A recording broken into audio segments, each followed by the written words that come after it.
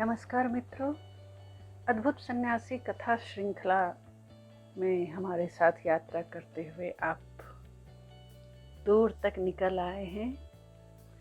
अगला पड़ाव है अंतिम यात्रा का।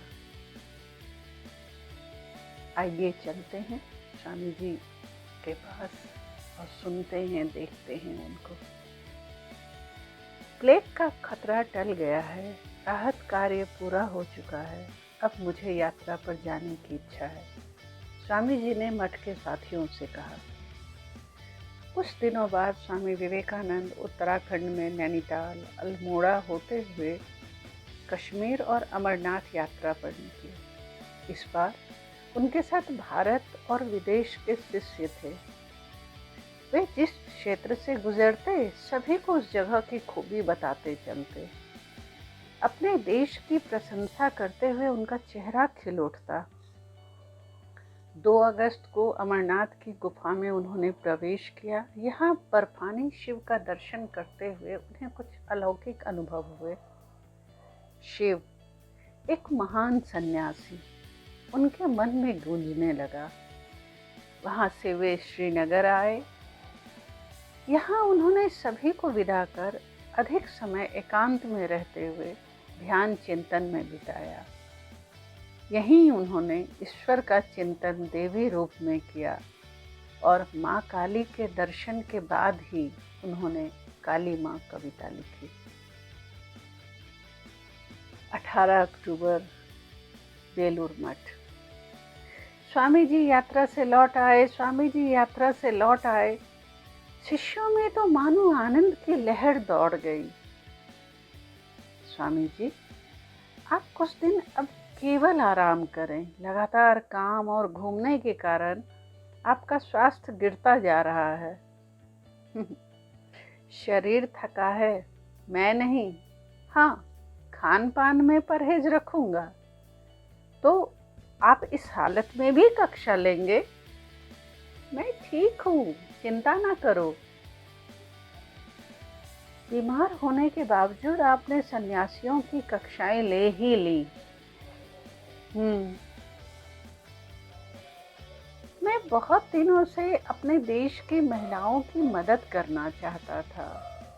मानता था कि उन्हें शिक्षित करना जरूरी है, तभी वे अपनी समस्याओं से निपट पाएंगी। भगिनी निवेदिता ने मेरी इच्छा का मान रखा है। उसने बालिकाओं के लिए स्कूल खोला है। मैं बहुत खुश हूँ।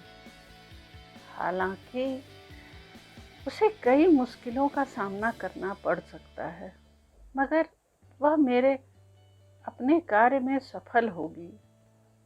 स्वामी जी फिर बोले, मेरे विचार से बेलूर मठ में भवन निर्माण का काम शुरू कर देना चाहिए था और ऐसा हुआ भी। और देखो, दिसंबर 1898 में यह बनकर तैयार हो गया। इस नए भव्य मठ में विश्व भर से लोगों का आना जाना शुरू हो चुका है। नए विचार प्रसारित हो रहे हैं। अब मेरा दायित्व पूरा हुआ।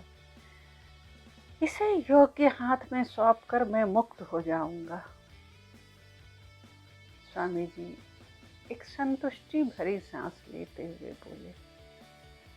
कुछ समय बाद अमेरिका से काम संभाल रहे स्वामी शारदानंद भारत आए और आकर स्वामी जी से मिले। स्वामी जी, आपने याद किया? हाँ, हम सब चाहते हैं मठ के संयोजन का भार तुम उठाओ। तुमने अमेरिका में भी अपने कार्य को बखूबी निभाया है। संयोजन का दायित्व महत्वपूर्ण होता है। जैसा आप उचित समझे, उसने कहा। समय यूं ही बीतते रहे। स्वामी जी, आपको कुछ महीनों के लिए समुद्री यात्रा और पश्चिम की ठंडी जलवायु में रहना चाहिए। शायद इससे आपके स्वास्थ्य में सुधार हो, डॉक्टर ने कहा। आप ठीक कह रहे हैं, स्वामी जी ने हामी भरी। इसके पहले वे दार्जिलिंग एवं अन्य ठंडी जगहों पर आराम के लिए गए थे, मगर हर बार किसी न किसी कारणवश देश और समाज के लिए उनका सेवा भाव उन्हें लौटने पर मजबूर करता रहा। किसी साथी ने टोका, अब आराम करूंगा, मठ संभालने के लिए तुम लोग हो, शारदानंद है, अब मुझे कोई चिंता नहीं। वे मुस्कुराए और 20 जून 1899 को स्वामी जी गोलकुंडा नामक जहाज से लंदन के लिए रवाना हुए। जुलाई को जहाज लंदन पहुंच गया। 2 सप्ताह बाद वे अमेरिका के लिए रवाना हुए, फिर न्यूयॉर्क गए। यहाँ बिना रुके वे यहाँ से 150 मील दूर श्रीमती लगेट के कंट्री हाउस चले गए, जो बहुत ही सुंदर और शांत जगह थी। अमेरिका के वेदांत सोसाइटी के प्रभारी स्वामी अभेदानंद से उनसे मिलने आए, फिर न्यूयॉर्क गए। मगर आराम कहाँ। वहाँ वे पुराने शिष्यों, प्रशंसकों से मिले और उनके आग्रह पर वेदांत की कक्षाएं भी ली। लोग उनकी पुस्तकें पढ़कर अब उन्हें जानने लगे थे। लॉस एंजल्स में लोग उनका भाषण सुनने को बेचैन थे। उन्होंने उन्हें रामायण और महाभारत की कहानियां भी सुनाईं। सैन फ्रांसिस्को में लोगों की श्रद्धा और सम्मान भाव को देखते हुए स्वामी जी ने उन्हें गीता और वेदांत की शिक्षा दी। कुछ निजी कक्षाएं भी ली और बाद में वेदांत सोसाइटी की भी स्थापना की, ताकि इच्छुक लोग जुड़े रह सकें। पश्चिमी यात्रा के दौरान स्वामी जी न्यूयॉर्क में रुकना चाहते थे, इसलिए कैलिफोर्निया से न्यूयॉर्क आ गए। न्यूयॉर्क में श्रीमती लगेट ने उन्हें पेरिस में होने वाले आगामी आयोजन के बारे में बताया, जो धर्मों के इतिहास पर आधारित था। 1 अगस्त को स्वामी जी पेरिस पहुंचे। इसके पहले यात्रा करते हुए ही फ्रेंच सीख लिया। स्वास्थ्य ठीक न होने के बावजूद उन्होंने 2 सफल भाषण दिए। लोग उन्हें नाम से जानने लगे थे। यहाँ महान भारतीय वैज्ञानिक जगदीश बसु से उनकी कई मुलाकातें हुई। ऑस्ट्रेलिया, तुर्की, ग्रीस घूमने के दौरान वे कई महत्वपूर्ण लोगों से मिले और दर्शनीय स्थानों को देखा। बहुत भ्रमण हो गया। जो कहना था कह चुका, करना था कर चुका। मन अब अधिक से अधिक ईश्वर चिंतन में रमना चाहता है। चेतना ईश्वर में लीन होना चाहती है। अब मैं भारत लौट जाऊंगा और बिना भारत में किसी को खबर किए अकेले ही लौटूंगा। उन्होंने सोचा और सचमुच अकेले ही भारत के लिए निकल पड़े। 9 दिसंबर 1899 की रात को अंग्रेजी कपड़ों में उन्हें देखकर दरबान पहचान ना पाया और गेट पर ही उन्हें रोक दिया और भीतर सन्यासियों को बताने गया कि कोई साहेब आए हैं, मिलना चाहते हैं। तब तक वे अंदर आ गए। उन्हें सामने पाकर पुराने साथियों की तो खुशी का ठिकाना ना रहा। बड़े अच्छे मौके पर पहुंचा। आश्रम की खिचड़ी खाए बहुत दिन हो गए थे। एक बुरी खबर है, मिस्टर सेवियर की मृत्यु हो गई। ओह,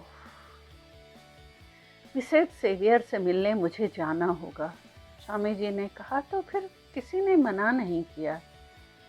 सेवियर दंपति ने स्वामी जी के निर्देश पर अपना जीवन होम कर दिया। इस दुख की घड़ी में उन्हें जाना ही चाहिए। सभी साथियों का यही विचार था। 3 जनवरी 1901 को स्वामी जी मायावती आश्रम पहुंचे। वहां उन्हें पाकर सबकी खुशी का ठिकाना न रहा। हिमालय की यह उनकी अंतिम यात्रा रही।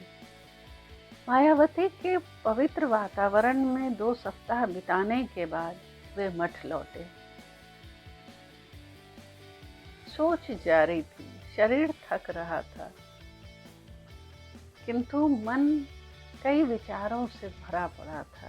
कई भावनाएं आलोड़ित हो रही थी। माँ को यात्रा कराने का वादा किया है। अगली ढाका यात्रा माँ के साथ करूँगा, शायद उनको अच्छा लगे। समय कम है। सोचते हुए उन्होंने ढाका यात्रा की योजना बनाई और माँ सहित कुछ साथियों के साथ यात्रा पर निकल गए। ढाका से वापसी में स्वामी जी गुवाहाटी आ गए, फिर असम में शिलोंग गए।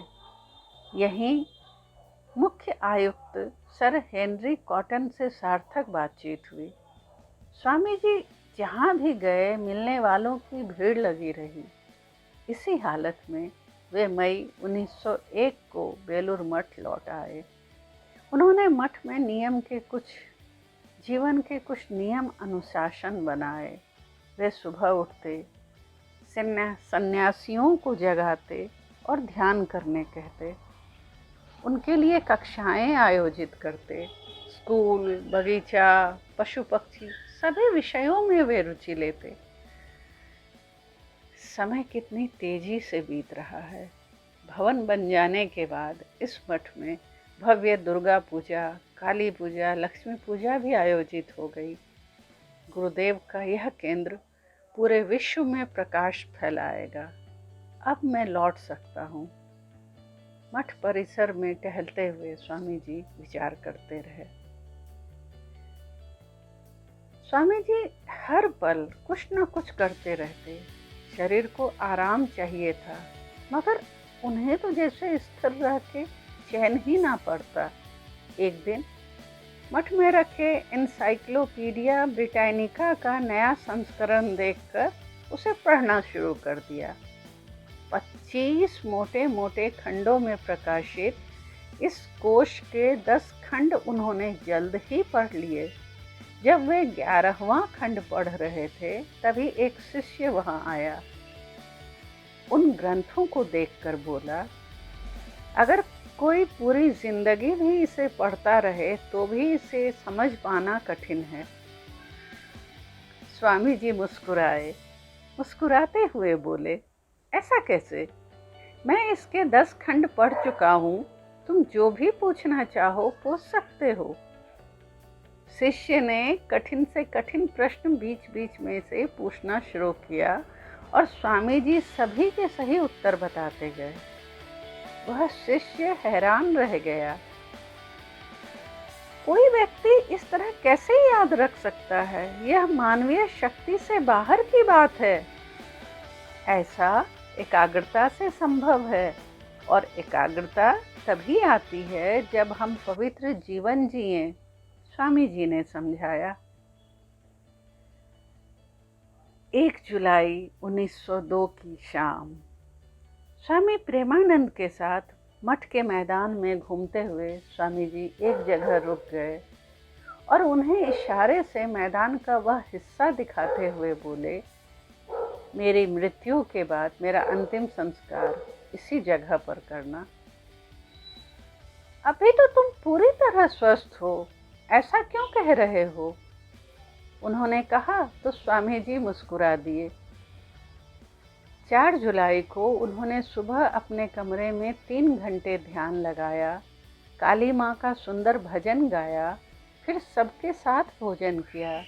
ब्रह्मचारियों को 2 घंटे से अधिक समय तक संस्कृत व्याकरण पढ़ाया, फिर साथी प्रेमानंद के साथ लंबी सैर को गए। वहाँ से लौटकर सन्यासियों से बातचीत की। शाम ढलने पर आरती का समय हुआ तो वे अपने कमरे में ध्यान करने गए। घंटे भर बाद शिष्य ब्रजेंद्र को सिर पर पंखा झल देने को कहा और खुद बिस्तर पर लेट गए।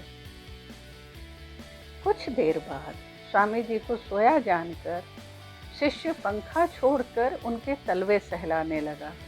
अचानक उसे लगा स्वामी जी के हाथ में कंपन हुआ और वे शांत हो गए। शिष्य को कुछ अलग सा महसूस हुआ। उसने अन्य सन्यासियों को बुलाया। स्वामी जी उसी समय शरीर छोड़ चुके थे। रात 9 बजे के कुछ बाद स्वामी जी की बताई जगह पर उनकी समाधि बनी। विवेकानंद मंदिर वहीं मुस्कुराता हुआ स्वामी जी के विचारों को पंख दे रहा है। आज भी उनके विचार उनके स्वर वायुमंडल में गूंज रहे हैं। उठो, जागो और अपने लक्ष्य की प्राप्ति से पहले मत रुको। रामकृष्ण मिशन आज विश्वव्यापी संस्था के रूप में शिक्षा, सेवा, अध्यात्म के रास्ते चलते हुए मील का पत्थर बन चुका है। स्वामी विवेकानंद जी ने शरीर छोड़ा, मगर वे आज भी जगा रहे हैं।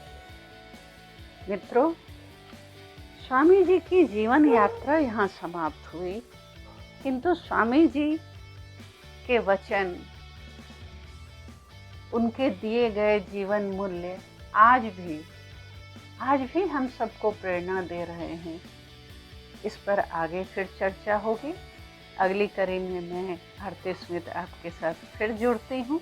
तब तक के लिए शुभ विदा।